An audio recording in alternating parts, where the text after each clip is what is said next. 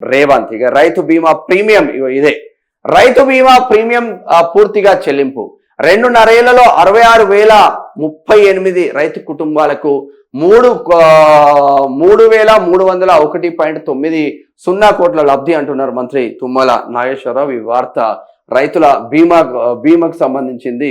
ఎంత 11లో ఉంది ఈ వార్త చదువుదాం. 11 కదా.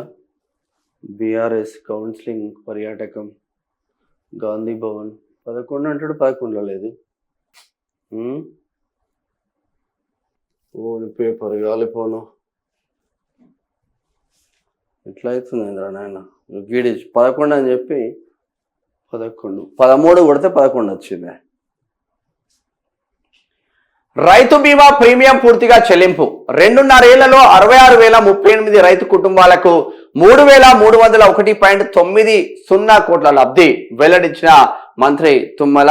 2.5 సంవత్సరాల నుంచి రైతు బీమా ఇప్పటి వరకు ఇవ్వలేదు. రైతు బీమా అంటే కేసీఆర్ గుర్తుకొస్తాడు. ఇక రైతులను విస్మరించడంతో రైతులు కన్నెర్ర చేస్తారన్న భయం కొద్దీ మొత్తం మీద ప్రీమియం మాత్రం కట్టిందని చెప్పుకోవచ్చు. 3,301.90 కోట్ల లబ్ధి జరిగింది.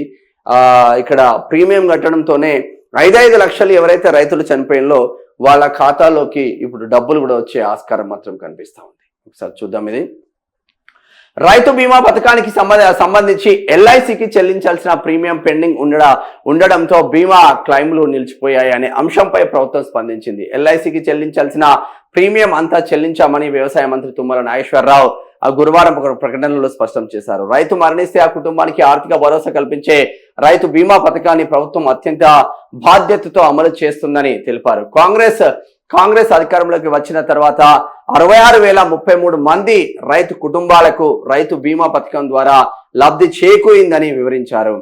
ఆయా కుటుంబాల నామినీల ఖాతాలో 3,301.90 కోట్లు జమ చేసినట్లు వెల్లడించింది. వెల్లడించారు.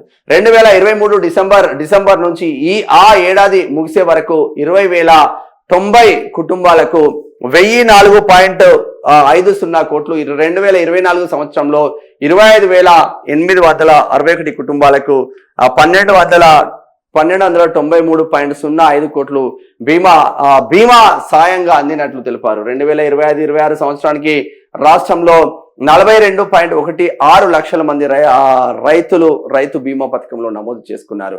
వీరందరికీ వర్తించేలా ఎల్ఐసికి చెల్లించాల్సిన వార్షిక ప్రీమియం 1,359.65 కోట్లు ప్రభుత్వం పూర్తిగా చెల్లించిందన్నారు. దీంతో 20,087 కుటుంబాలకు 1,004.35 కోట్ల బీమా సాయం అందినట్లు తెలిపారు. రైతు బీమా పథకాన్ని నిలిపివేసినట్లు బీఆర్ఎస్ నాయకులు చేస్తున్న ప్రచారం అవాస్తవమని, రైతు సంక్షేమ విషయంలో కాంగ్రెస్ ప్రభుత్వం రాజీ పడదని స్పష్టం. రాజీ పడ్డట్టే కదా. మొత్తం మీద మనకు అర్థమైంది ఏంటంటే ఈ 2.5 సంవత్సరాలలో 20,087 మంది రైతులు చనిపోయినలే. ఇంత ఘోరం ఇది. ఈ 2.5 సంవత్సరాలలో అంటే వివిధ కోణాలలో చనిపోవచ్చు, ఏజ్ అయి చనిపోవచ్చు, డిఫరెంట్గా చనిపోవచ్చు. బట్ 20,087 మంది రైతులు చనిపోయినలు. ఈ 2.5 సంవత్సరాలలో ఎల్ఐసికి కట్టాల్సిన ప్రీమియం కట్టకపోవడం ద్వారా ఆ రైతు బీమా అనేది నిలిచిపోయింది. ఇప్పుడు కట్టిల్లు కాబట్టి వాళ్ళ ఖాతాల్లోకి 5 లక్షలు వచ్చినాయని అనుకుంటున్నారు. మరి మీ ఊర్లలో కావచ్చు, మీ ఊర్లలో ఎవరైనా చనిపోతే వాళ్ళకి వచ్చినాయా రాలేదనేది ఒకసారి చెక్ చేసుకోండి.